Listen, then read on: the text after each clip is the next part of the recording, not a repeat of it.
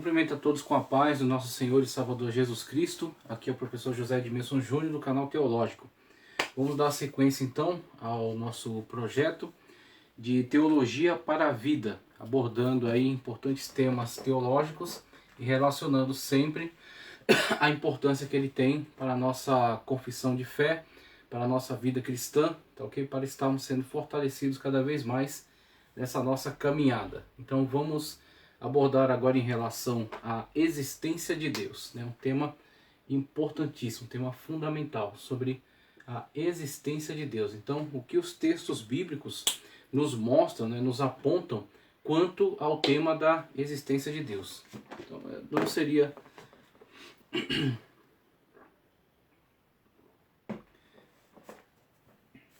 não haveria então outro texto mais expressivo para darmos início, né, a um tema desse, do que Gênesis capítulo 1, versículo 1. Vamos então para esse texto, para olharmos, né, para a Sagrada Escritura e entendermos como é que ela aborda esse assunto, como é que ela trata em relação a esse importante tema. Vamos lá para Gênesis capítulo 1, versículo 1, primeiro texto das Sagradas Escrituras, que nos dizem: no princípio criou Deus os céus e a terra. No 2 já trata, e ela estava sem forma e vazia, e já abordamos inclusive a um estudo muito importante relacionado a esse trecho, que está no canal Estudos Bíblicos, Conhecimento Bíblico Integral. É um projeto aí para estudar a Sagrada Escritura versículo por versículo.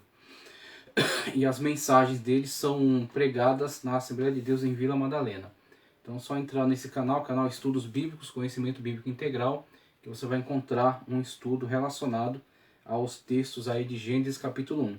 Mas abordando, né, priorizando a questão de Gênesis 1 e 1, nós temos, né, a primeira verdade que fica bastante clara daí, que é a seguinte: a Sagrada Escritura ela não se preocupa em tentar provar a existência de Deus, e isso é muito importante. A Sagrada Escritura não parte, né, de uma preocupação de construir argumentos para provar a existência de Deus, mas, como já foi colocado aqui, ela parte da premissa, tá certo? Então, é uma ideia que já está estabelecida e a partir da qual ela desenvolve, então, toda a narrativa acerca da revelação, os textos de doutrina, tá certo? Outros textos, né, que trazem aí declarações a respeito de Deus, mas a premissa básica é que Deus existe. Então ela parte já desse ponto e ela não cria, né, não elabora por construir uma teoria acerca da existência de Deus. E é muito importante olharmos para essa característica, porque vemos então que, como colocado aqui também, a afirmação, né, da existência, a afirmação da existência de Deus é algo assim muito tranquilo para a Sagrada Escritura. Eles não têm o autor bíblico, né, os autores que foram, os escritores que foram selecionados e a autoria do Espírito Santo de Deus que conduziu todo o processo, demonstra que não havia essa preocupação no sentido de tentar argumentar, construir argumentos para com isso levar as pessoas à conclusão da existência de Deus. Mas partindo dessa premissa básica, ela vai desenvolvendo aí todo o processo, né, de revelação, né, que vai chegar até nós, e por meio de iluminação nós temos contato então com essa verdade fundamental. Então Deus, tá certo? A sua existência, o seu ser, a sua presença é algo muito tranquilo para a Sagrada Escritura. Aí o texto que diz: diferentemente da ambiguidade de certas correntes filosóficas, que é o que mais temos observado, quantas correntes filosóficas que são absurdamente contrastantes, porque elas são oriundas da maquinação humana, né, das especulações humanas. Então a filosofia certamente é muito importante, ela certamente tem trazido grandes contribuições, né, em algumas construções, mas por outras tem trazido também grande confusão. Mas de qualquer forma a filosofia de modo geral é muito importante, mas mesmo com a sua importância, mesmo com grandes ideias, né, que são produzidas, que são difundidas, há também muita ambiguidade, como colocado aqui. Há também muita contradição entre correntes filosóficas que entram, né, em linha de colisão e tentam afirmar então as suas ideias, mas acabam trazendo muita confusão para o coração humano, né, para a mente, né, para os grupos diferentes que estão se relacionando com essas diferentes correntes de pensamento. Então a ambiguidade da filosofia e a transitoriedade de alguns pressupostos científico-materialista. Por que científico-materialista? Porque não é toda a ciência, tá ok, que é materialista, mas nós temos muitas correntes científicas de grandes homens e mulheres que creem sim em Deus, que creem no espiritual, ok? Que creem que toda a criação tem um propósito, tem um telos, tá certo? Que foi engendrada por uma mente, o chamado design inteligente, né? Então nós temos aí grandes nomes da ciência que não aderem aos princípios fundamentalmente materialista, no sentido de que somente aquilo que for empírico, né, que for provado em laboratório, ou apenas aquilo que for do campo material, que de fato existe e pode, a partir, né, deste pressuposto materialista, explicar todas as coisas. Então o problema não está na ciência, nós não estamos contra a ciência. O problema está na adoção de certos pressupostos materialistas, né, ao extremo, né, limitar tudo a este campo de pensamento, a esta forma de interpretação da existência. Quando nós vemos que muitas das vezes eles não conseguem respostas e até as respostas que constroem são transitórias. Então, com o passar do tempo, com a melhoria das investigações, como de fato nós temos observado, quanto mais a ciência avança, nós vemos cada vez mais uma queda desses pressupostos, tá certo, materialistas, de criação randômica, ou seja, que as coisas foram criadas, surgiram ao acaso, e nós vemos cada vez mais se desenvolver, muitas das vezes, mesmo que não surja uma teoria forte e unificada, mas pelo menos muitas lacunas, muitas dúvidas que se levantam em relação a certos pressupostos que haviam sido adotados como dogmas.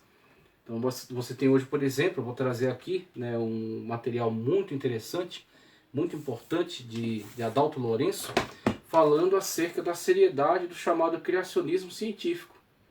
Então o método, tá certo? A seriedade da pesquisa, como de fato eles têm conseguido trazer explicações e junto com todo o avanço que teve na pesquisa, tá certo? Com o avanço que teve na tecnologia, eles têm de fato conseguido dar grandes contribuições a um entendimento melhor acerca do cosmos, acerca da natureza, ok? Então nós temos visto aí de fato um avanço nessa área. Então a questão é muita ambiguidade de escolas filosóficas, muita transitoriedade em relação a certas alas da ciência, mas as Sagradas Escrituras afirmam, então essa afirmação ela é fundamental para todos nós. As Sagradas Escrituras não deixam ambiguidade, tanto que ela nem expressa a preocupação com a prova da existência de Deus, mas é a sua premissa básica: Deus existe. E a partir, tá certo, da verdade, da existência de Deus, todo o desenvolvimento da revelação. E tudo aquilo que foi, tá certo, e continua sendo e sempre será um benefício para toda a humanidade. Para mim e para você e para todos aqueles que de fato creem que existe um Deus e que há um propósito na vida e que nós temos um valor imensurável como criaturas de Deus, ok? E que toda a criação foi obra, tá certo, da mente de Deus, que é muito importante. E assim somos nós então zeladores dessa grande obra, temos que cuidar, zelar pela natureza, pelos animais, pelo meio ambiente, tudo oriundo, tá certo? Pelo respeito à vida humana, por exemplo, que é a criação de Deus. Então nós não temos o poder sobre a vida humana, né, de tirar a vida do nosso semelhante, porque é uma criação de Deus, tá certo? É algo que foi doado por Deus para nós. Então todos esses valores construídos a partir dessa premissa básica, a partir da ideia da existência de Deus, ok?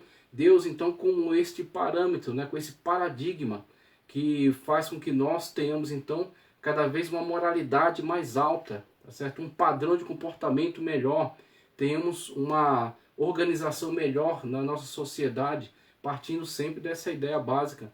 Existe um Deus que nos abençoa, existe um Deus que está olhando em relação a nós, nossos atos, nossas decisões, um Deus que pune, um Deus que vai trazer juízo sobre aqueles que são ímpios, aqueles que são maléficos, né? Aqueles que são cruéis, violentos, e existe um Deus que vai galardoar as boas ações.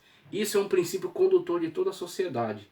Quanto mais a sociedade vai se afastando desse princípio condutor, mais vai adentrando ao caos que nós já estamos observando. E esse caos vai tornar-se cada vez pior, vai agravar-se cada vez mais, quanto mais nos afastamos da premissa básica: Deus existe e Ele, de fato, governa sobre todas as coisas. E aí nós temos aqui uma contribuição de Adalto Lourenço, aqui no seu livro Como Tudo Começou. Livro de Adalto Lourenço, Como Tudo Começou. Que editora é? Deixa eu ver. A editora Fiel. Fiel Editora. Página 38. A relevância na consideração de Deus. Olha só o que Adalto Lourenço tem a nos dizer em relação a esse importante tema da existência de Deus.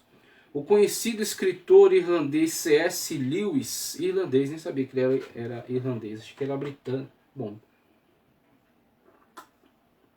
achei que ele era inglês.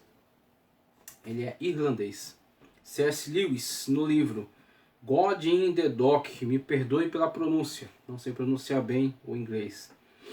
Deus no banco dos réus, diz o seguinte: seu sistema solar veio a existir devido a uma colisão acidental, então o aparecimento da vida orgânica nesse planeta também foi acidental, e toda a evolução do homem foi acidental também. Se este é o caso, todos os nossos pensamentos presentes são meros acidentes criados pelo movimento dos átomos. Temos aí a origem randômica para todas as coisas, né? Não orientada, não guiada, ao acaso. E isto é válido tanto para os pensamentos dos materialistas e astrônomos quanto para qualquer outra pessoa. Mas se os seus pensamentos, isto é, dos materialistas, tá certo que foi, como eu coloquei aqui, uma ala da ciência, não toda a ciência, tá? Vamos lá, mas se os pensamentos, isto é, do materialista e do astrônomo, são meramente produtos acidentais. Mas se os seus pensamentos, isto é, dos materialistas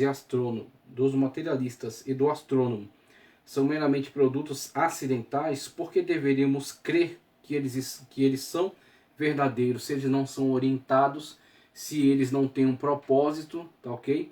Se eles não atendem a um objetivo, né? Se eles forem também ao acaso, forem randômicos. Então, de fato, eles não podem afirmar algo com certeza. Eles não podem, então, dar o direcionamento ao encadeamento de ideias, tá certo? Que venha a produzir uma teoria que possa ser aceitável. Se forem também, como afirmam, acerca da criação de todas as coisas, se forem também ao acaso, se forem randômicos, né? Eu não vejo razão para crer que um acidente possa dar a explicação correta do porquê de todos os demais acidentes. Segundo C.S. Lewis, todas as propostas consideradas devem ser levadas até as últimas consequências. Essa consideração está relacionada com a teologia, estudo de Deus, uma área que produz ainda hoje doutores com diplomas reconhecidos na sociedade em que vivemos. A consideração sobre a existência de um ser superior é uma questão não somente religiosa, mas também filosófica e relevante para a ciência dentro de suas limitações. A afirmação categórica da existência de Deus na teologia pode ser também concluída através da filosofia, com 5 argumentos lógicos apresentados pelo Dr. John MacArthur sobre a relevância da existência de Deus. Aí ele quer corroborar também, tanto com C.S. Lewis, quanto com alguns argumentos apresentados por John MacArthur. Veja só quais são. O primeiro argumento teleológico: qualquer coisa completa e perfeita em si mesma é evidência de um Criador. O universo, portanto, é uma evidência de que existe uma inteligência suprema que o tenha criado. Argumento teleológico, de telos, de sentido. Ou seja, existe uma mente inteligente que deu sentido às coisas, para que elas possam então funcionar. É como você olhar para um relógio. Existe um relojoeiro que produziu aquelas peças com o objetivo de uma máquina que pudesse apontar, né, pudesse mostrar ao longo dos dias a passagem do tempo, as horas. Alguém tinha um propósito, e o propósito está expresso no funcionamento, tá certo, do seu equipamento. Assim também há uma inteligência condutora de todas as coisas, que deu um telos ao universo. Esse telos demonstra-se por meio, por exemplo, da existência do ser humano, dos animais, dos seres da biologia, né, da ecologia de modo geral, dentro de um planeta, né, que está aqui nesse sistema solar. Nós temos aí, por exemplo, um telos, né, um sentido. Argumento estético. Por existir beleza e verdade, deve haver em algum lugar um padrão no qual beleza e verdade são baseados. Nós temos aí a questão da presença, né, dentro do universo, desse senso de estética, de beleza e verdade, tendo então que obter, tá certo? A partir de um ser perfeitamente belo, a sua proporcionalidade de beleza, de um ser plenamente verdadeiro, a sua proporcionalidade de verdade. Tá, ok? Então, temos aí Deus, né? O argumento volitivo. Pelo fato do ser humano viver face a face com um grande número de possibilidades e fazer escolhas orientadas pela sua própria vontade, deve haver em algum lugar uma vontade infinita, sendo o universo a expressão dessa vontade. Segue semelhante àquilo que ele colocou como o senso do estético, né? Aquele ser que de fato concede possibilidade de volição, tá certo? Criou seres volitivos, criou seres que podem tomar decisões. Argumento moral. O próprio fato do conhecimento do certo e do errado sugere a necessidade de um padrão absoluto. Se alguma coisa é certa ou é errada, é porque existe alguém que faz esta determinação, né? A partir do qual existe um padrão de moralidade, para que possamos então ter pensamentos morais, pensamentos éticos, no sentido de afirmar ser isto certo e aquilo errado, a partir desse padrão superior, supremo, que vem até nós por meio desse ser, tá, okay? Que é o padrão de toda moralidade, que é o padrão, né, de toda a ética. Argumento cosmológico. Esse é o argumento da causa e efeito. Com ele concluímos que alguém deve ter feito o universo, pois todo efeito tem uma causa específica e primeira. Ver página 38. Então, somente até aqui. Aliás, eu quero concluir com esse outro ponto, alguns pontos finais. Na página 39. A mitologia não pode ser tratada como ciência. Quando tratamos de teorias, tratamos de causa e efeito, de evidências concretas que podem ser verificadas e analisadas. A teoria da criação especial não é mitologia. Nós temos o criacionismo científico, né?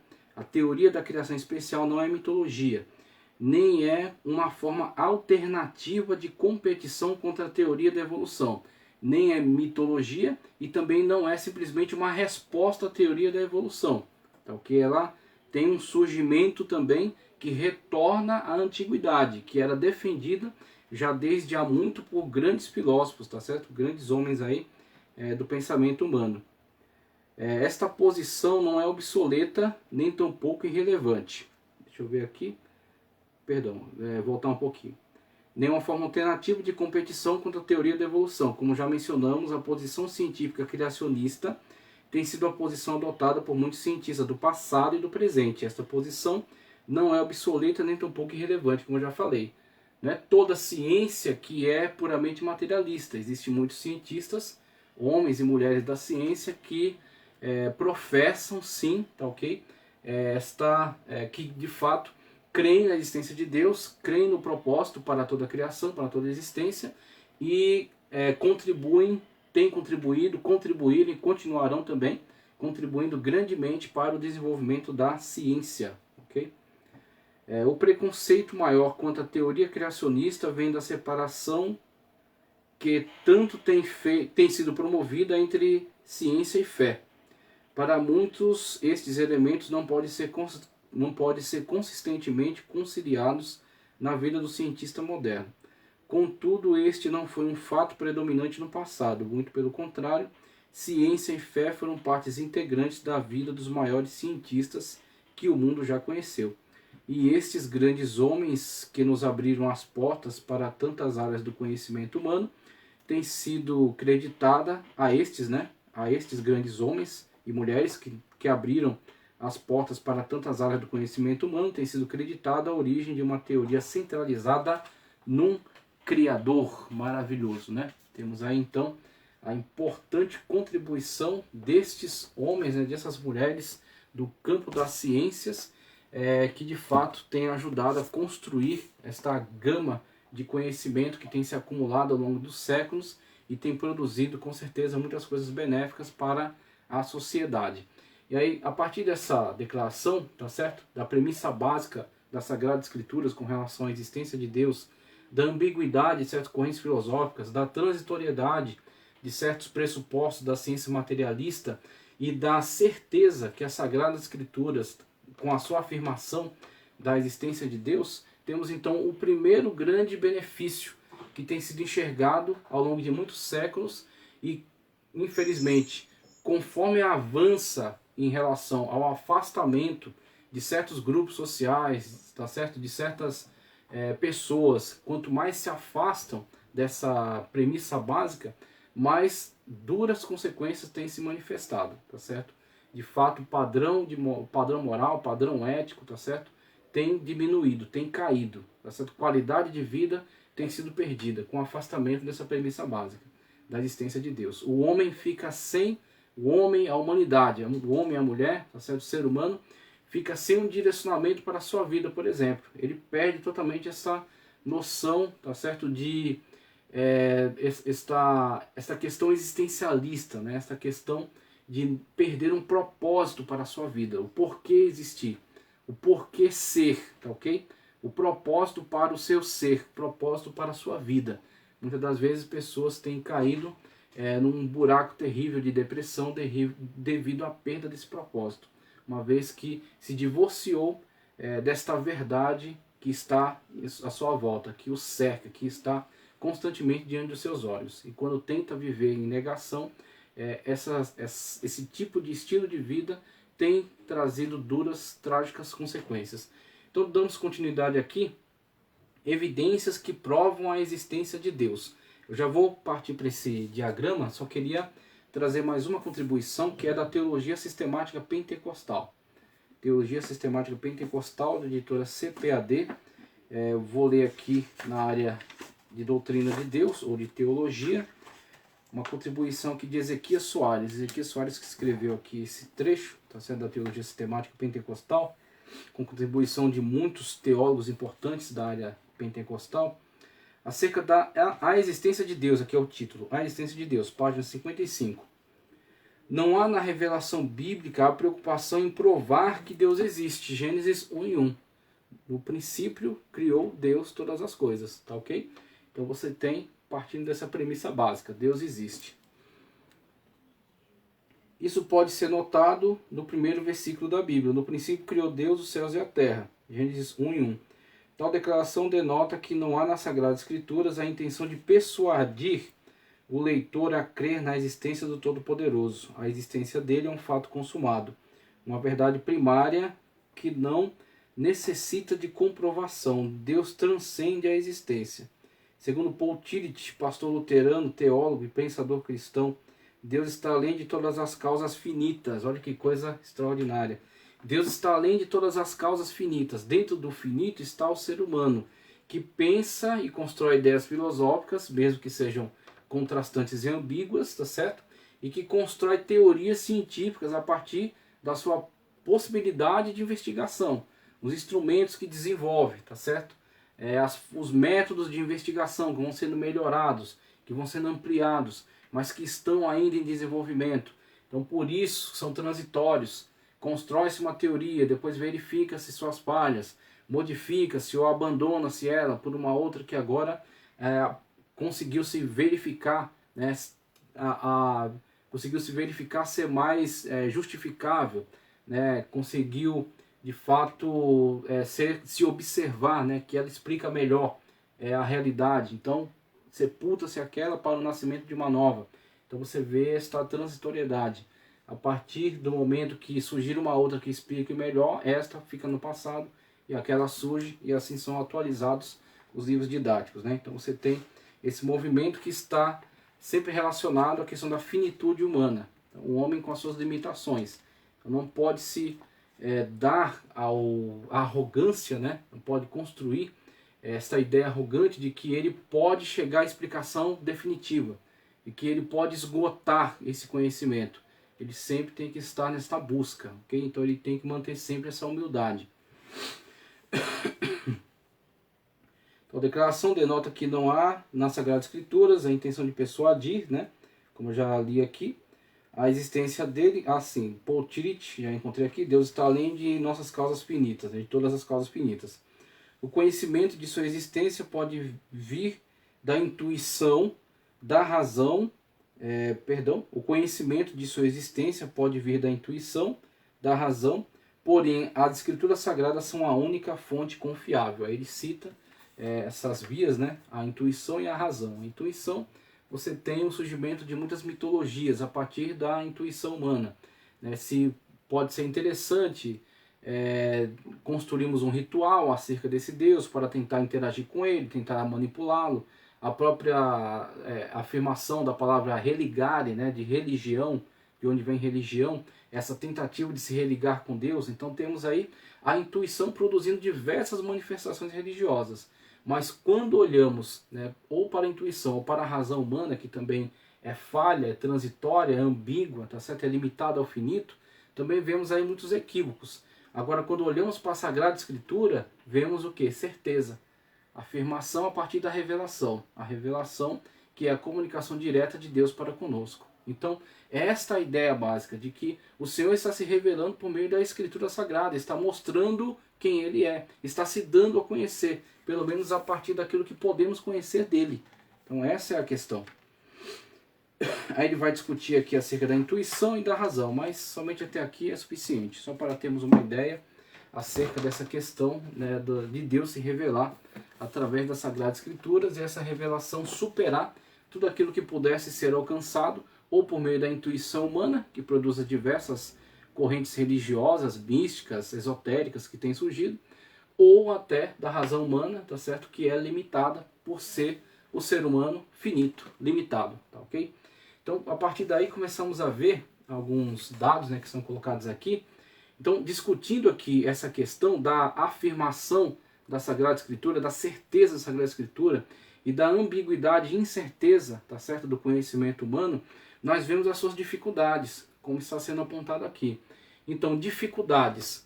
Quando olhamos para Deus, nós entendemos já um pouco dessa dificuldade. O homem, tá certo, é finito. O homem ele é transitório, ele passa por modificações. Ele afirma algumas coisas que entende ser verdade, que depois verifica melhor e vê que eram equívocos. Então tem que passar por uma mudança, uma transformação, tem que readequar.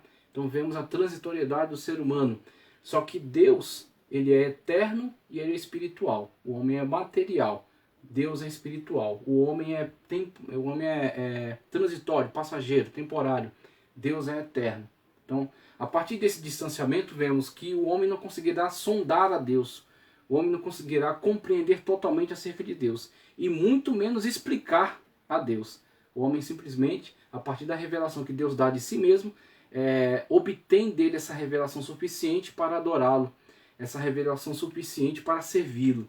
Essa revelação que é suficiente para que ele possa estabelecer uma comunhão com esse Deus e assim possa então ser salvo por esse Deus, como o Senhor fez para nós em relação a Cristo, mandando Cristo para revelar Deus a nós. Como disse a Filipe, quem vê a mim, vê o Pai. Então Cristo trouxe o Pai para perto de nós. Cristo revelou Deus em si mesmo para nós. Como João disse no seu Evangelho, né? Nós podemos tocar a palavra da vida. Cristo materializou o Logos, materializou a palavra da vida, a palavra de salvação. Tá, okay? Então isso que é maravilhoso na pessoa bendita de Cristo, é a aproximação entre Deus e nós. Em relação a Deus, eu quero citar já o primeiro texto que eu selecionei aqui na carta de Paulo a Timóteo para observarmos, né, a grandiosidade e a distância de Deus em relação a nós. Timóteo, capítulo 6, versículo 16. Abre aí na sua Bíblia. Primeira carta de Paulo a Timóteo, tá ok? Capítulo 6, versículo 16. Vamos lá.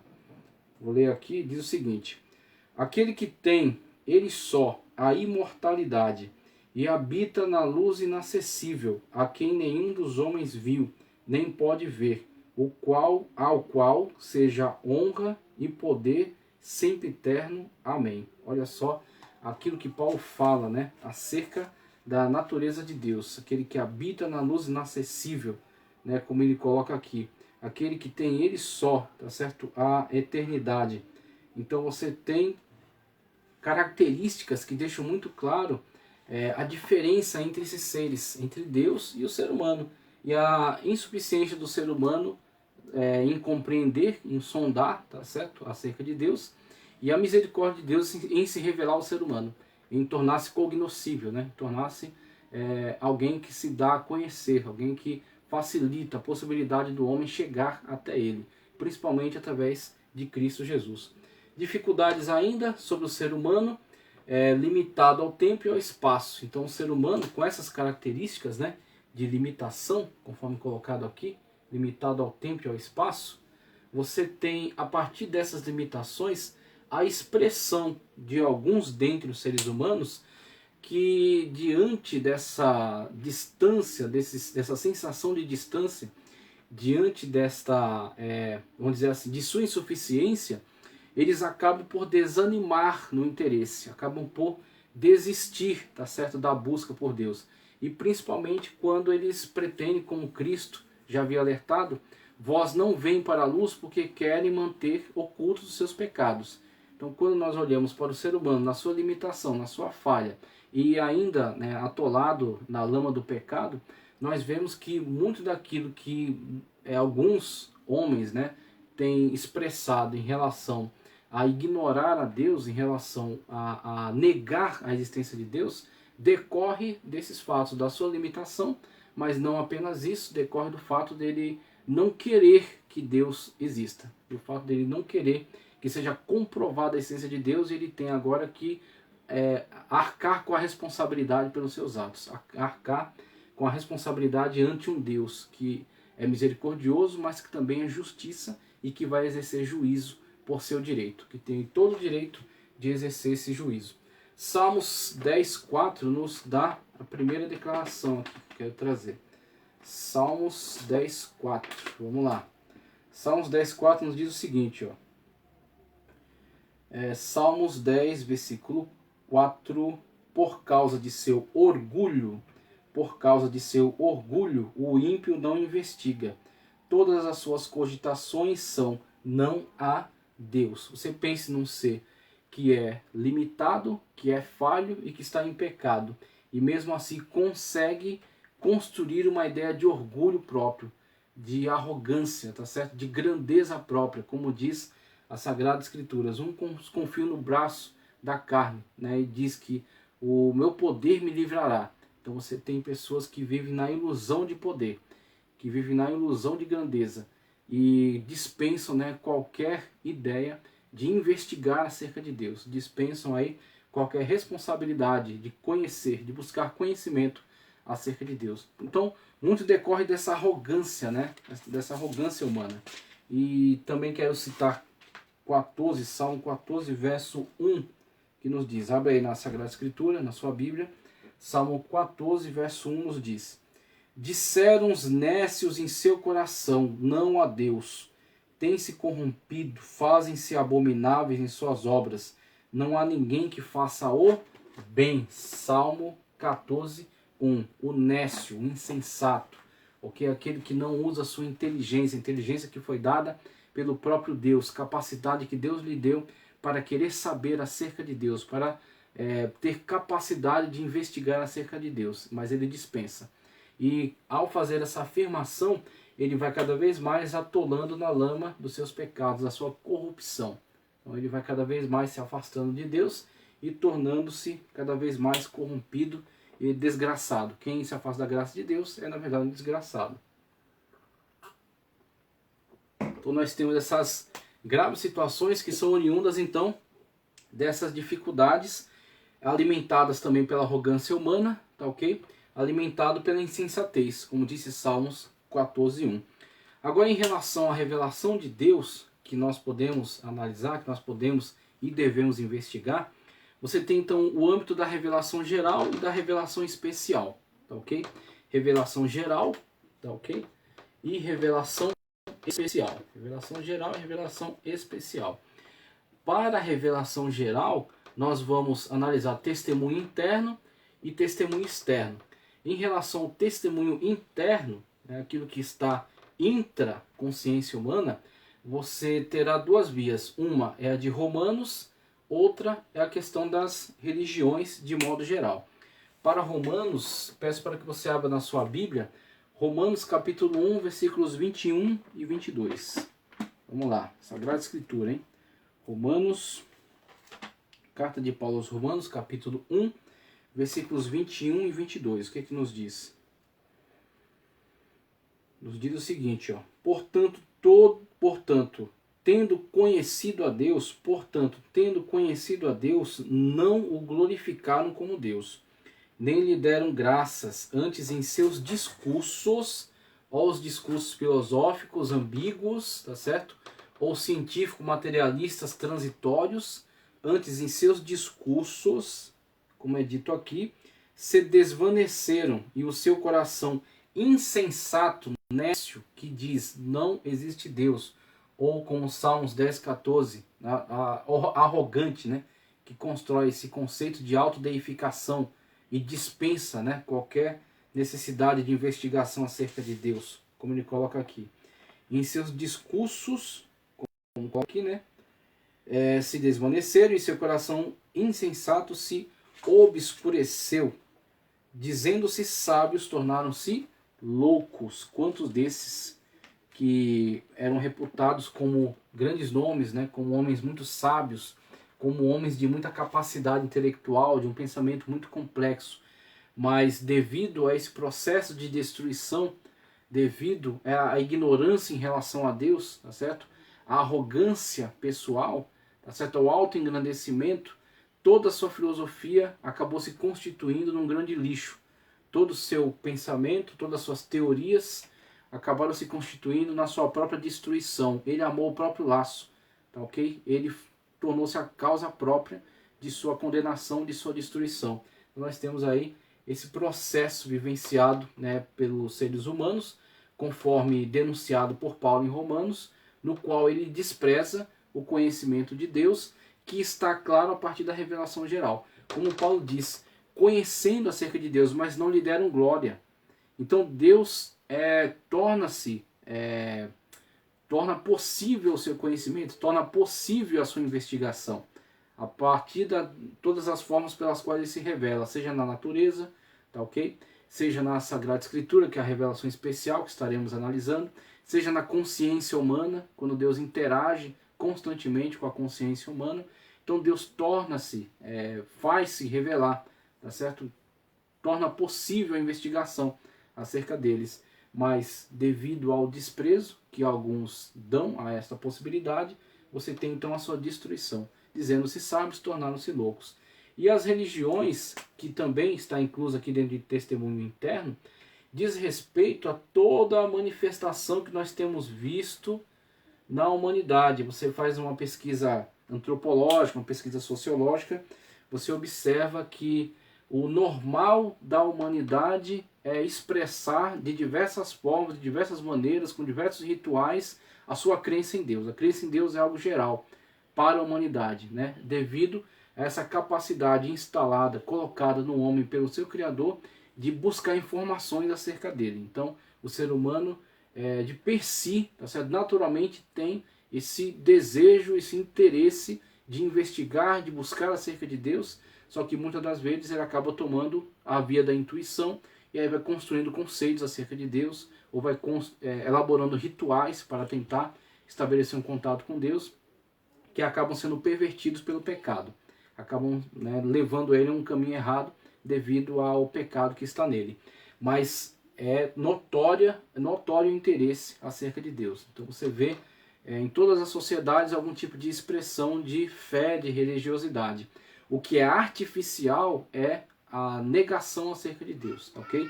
Então o que é artificial é o ateísmo que você vê surgir em certas correntes de pensamento materialistas, que elaboraram alguns pressupostos que muitas das vezes não eram comprováveis, justificáveis, tá ok?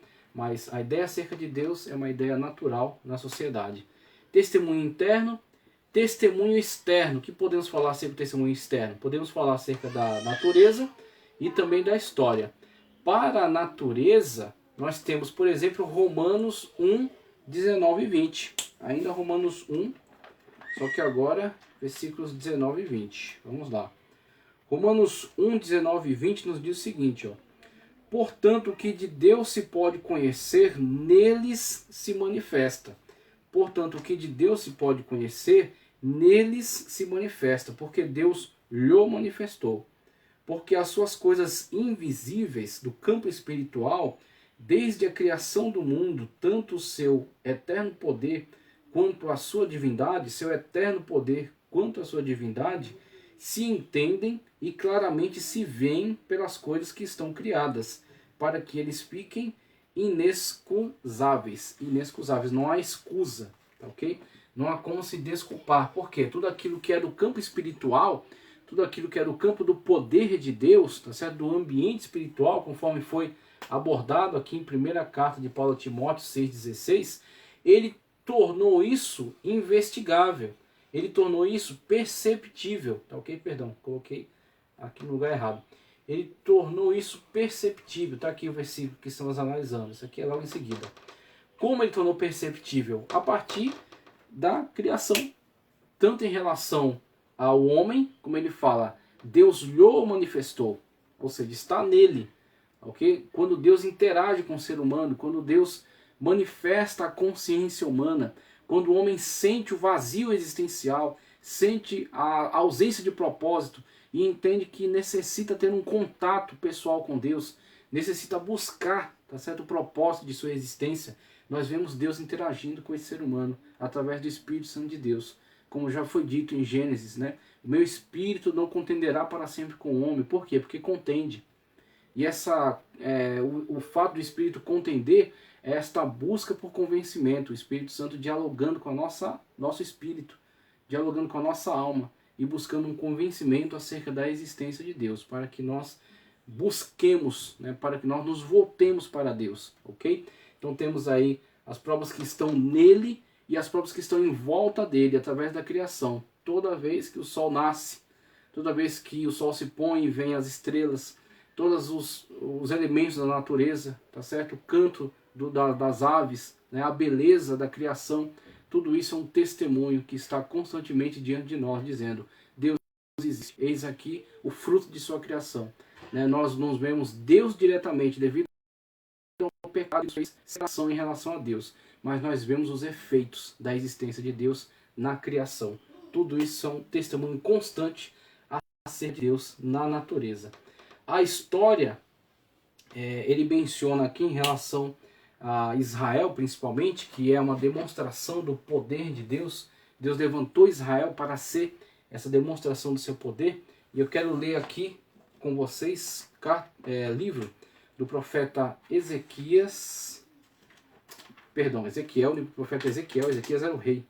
Livro do profeta Ezequiel, capítulo 20, versículo 5, que diz. Livro do profeta Ezequiel, capítulo 5, Livro do profeta Ezequiel, capítulo 20, ok?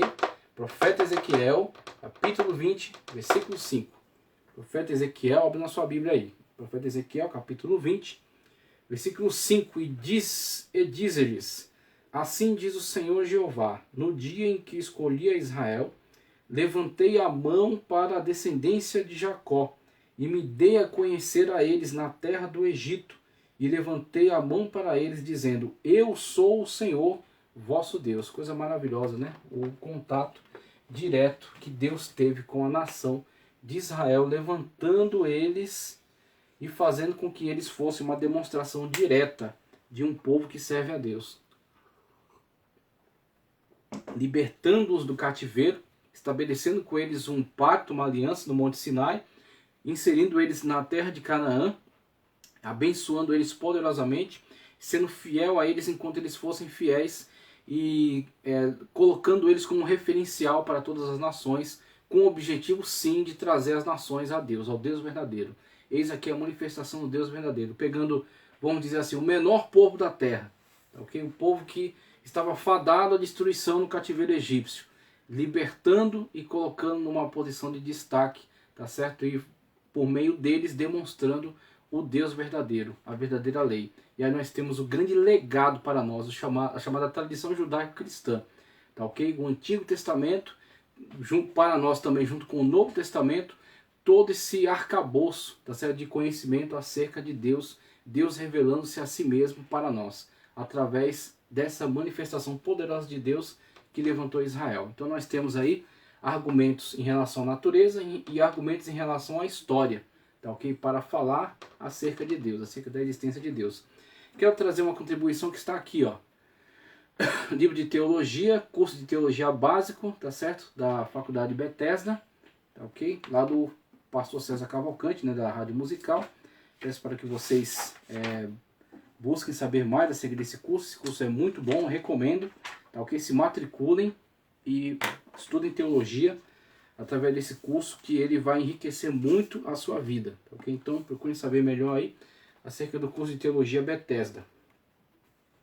Ele vai trazer os dois argumentos, para a natureza e para a história. Olha a contribuição que ele vai nos dar. Em relação à revelação geral de Deus na natureza, ele diz o seguinte, ó: o tamanho da Terra e a sua gravidade correspondente, o tamanho da Terra e a sua gravidade correspondente sustém uma camada fina de nitrogênio e oxigênio que se estende, em sua maioria, até uns 80 quilômetros acima da superfície da Terra. Se a Terra fosse menor, a existência de uma atmosfera seria impossível, como ocorre no planeta Mercúrio. Se fosse maior, sua atmosfera conteria hidrogênios livres, como em Júpiter. A Terra é o único planeta conhecido que é provido de uma atmosfera com a mistura na medida exata de gases para sustentar vidas humana, animal e vegetal. Ela fica a uma distância ideal do Sol, a fim de evitar o calor escaldante e o frio extremo. Sua inclinação de 23 graus é exata. Se a Terra fosse um pouco mais distante do Sol, nós todos congelaríamos um pouco mais perto e nós nos queimaríamos. Até mesmo uma variação fracionária da posição da Terra em direção ao Sol tornaria a vida impossível no planeta.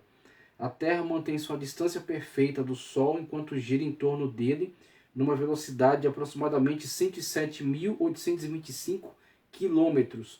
Também gira em torno do próprio eixo, permitindo que toda a superfície seja apropriadamente aquecida e refrescada todos os dias. Nossa Lua tem o tamanho perfeito e está à distância exata da Terra, por causa da força da gravidade. A Lua cria movimentos importantes das marés para que as águas não estagnem e ainda impede que os nossos oceanos massivos não inundem os continentes. Outra substância comum é a água. A maior parte das outras substâncias torna-se mais densa quando baixa a temperatura. A água felizmente se expande e se torna menos densa quando congelada, na forma de gelo. A água flutua sobre a superfície dos lagos, rios e mares. Se a água, quando em seu estado sólido, se tornasse mais densa e afundasse, muitos rios, lagos e mares jamais se descongelariam, e grande parte da Terra se tornaria glacial e inabitável. Vemos aí elementos da natureza como revelação geral acerca de Deus, e temos aí contribuição de cientistas cristãos, porque quem você acha que elaborou um texto desse? Como eles conseguiram elaborar? Como conseguiram fazer essa pesquisa? Tá certo? Acerca da distância correta da Terra em relação ao Sol, seu eixo, tá certo? De rotação, a velocidade da sua translação, a quantidade de elementos ideais para a vida. Cientistas que creem em Deus e que utilizam de suas ferramentas de busca para melhorar o nosso conhecimento acerca da grandeza das obras de Deus. Então vemos aí a importante contribuição e como Deus de fato tem se revelado de forma poderosa a partir de tudo aquilo que está inserido na natureza. E como nós vemos aí o propósito, a mente criadora, tá certo? Aquele que com desígnio criou todas essas coisas e colocou todas na sua medida certa, exata, para que pudesse acontecer o milagre da vida na Terra. Então nós temos com isso provas abundantes, provas suficientes, mesmo que não precisássemos de prova nenhuma. E isso que é o mais extraordinário. Aquele que ama a Deus não precisa de nenhuma prova. Ele tem um relacionamento íntimo com o seu Deus.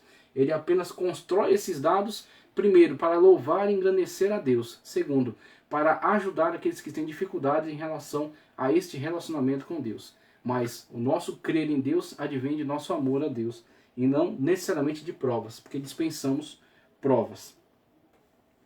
História. Em relação à história. Milhares de pessoas conhecem a dramática história dos judeus. Alguns dos eventos mais tristes da história da humanidade ocorreram com esse povo. Perseguições, privações, vexações fizeram parte do seu cotidiano. Entretanto, esses heróis de fato são, né, o povo judeu é um povo aguerrido, é um povo heróico, né, um povo que tem uma história maravilhosa. Né, então, mesmo que em relação a muitos deles não creram, né, em Cristo como seu Salvador, mas nós temos muitos deles que creram, muitos deles que creem, e mesmo os que creram, os que não creram, ambos têm uma história maravilhosa e são dignos sim de respeito. Né? Nós temos aí a demonstração do poder de Deus através deste povo, o povo judeu. Esses heróis vêm sobrevivendo ao longo dos séculos em ambientes basicamente hostis, muitas vezes em face de severa oposição. Alguém poderia perguntar, por que tudo isso? A resposta se encontra nas Escrituras. A este povo Deus se revelou, estabelecendo alianças, começando com o patriarca Abraão, tá certo? O pai da fé, passando por Moisés, pelos profetas e consumando-se com a vinda do Messias, que veio também, né, entre o povo judeu. Portanto, a história dos judeus nem sempre é uma leitura agradável, mas é um grande testemunho da revelação de Deus na história. A Bíblia é o principal acesso à história de Israel, e para alguns períodos até mesmo o único. Em relação à revelação especial, que a gente vai abordar já, olha só o que ele diz. Revelação especial é aquela por meio da qual o homem reconhece e aceita a revelação que Deus fez de si mesmo. Isso que é extraordinário.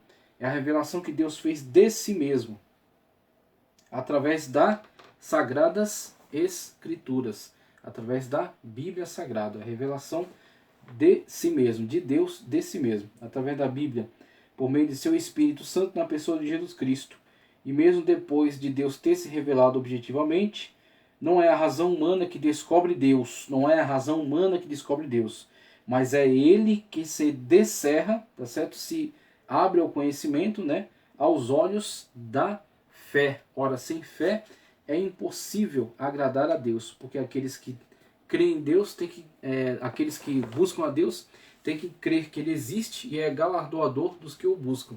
Por isso que a fé é o firme fundamento para as coisas que se esperam e a prova daquilo que não se vê, né? Como o autor de Hebreus assim nos afirma. Então a fé não é um salto no escuro nem a irracionalidade. A fé é um elemento através do qual nós entramos em contato com Deus. Você tem elementos da razão para investigar a natureza, tá ok?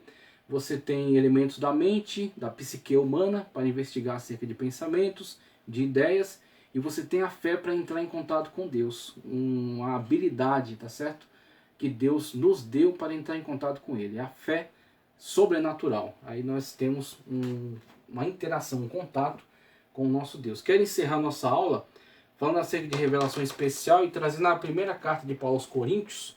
Primeira carta de Paulo aos Coríntios, capítulo 2, versículos 4 a 16. Vamos lá, vamos encerrar nossa aula com esse texto, que eu achei ele maravilhoso, né? Para falarmos acerca dessa revelação especial, tá ok?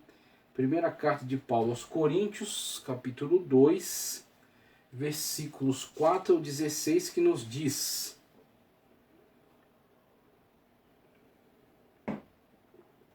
vamos lá, versículo 4.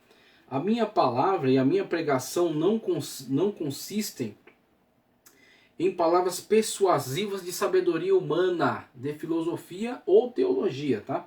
Então a teologia tem que ser sempre serva da Bíblia. A teologia tem que sempre se dispor a esclarecer melhor, tornar mais acessível o conhecimento das Sagradas Escrituras. Mas a Sagrada Escritura que é a autoridade, que é a revelação que vem da parte de Deus. Então se a teologia não estiver contribuindo, pegue essa teologia e jogue no lixo, que ela não serve para você. Consiste em palavras persuasivas, não é através disso, nem de sabedoria humana, né, que é ambígua e transitória, tá ok? Mas em demonstração do Espírito, e aí onde entra todo o diferencial.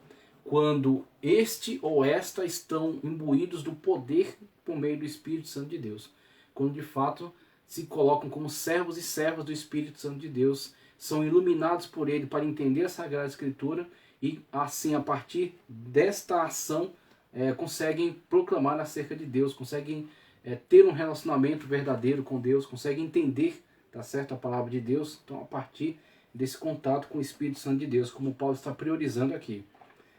Não sabedoria humana, nem sabedoria humana, tá certo? Nem palavras persuasivas, mas através do poder de Deus.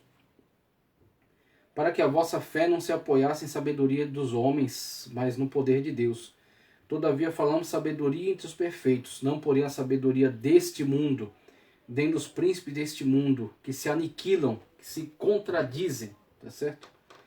Mas falamos da sabedoria de Deus oculta em mistério, a qual Deus ordenou antes dos séculos para a nossa glória, a qual nenhum dos príncipes deste mundo conheceu, porque se o conhecesse nunca crucificaria um Salvador. Aí os nécios, como foi apontado aqui, os nécios e os arrogantes que dispensam o conhecimento acerca de Deus.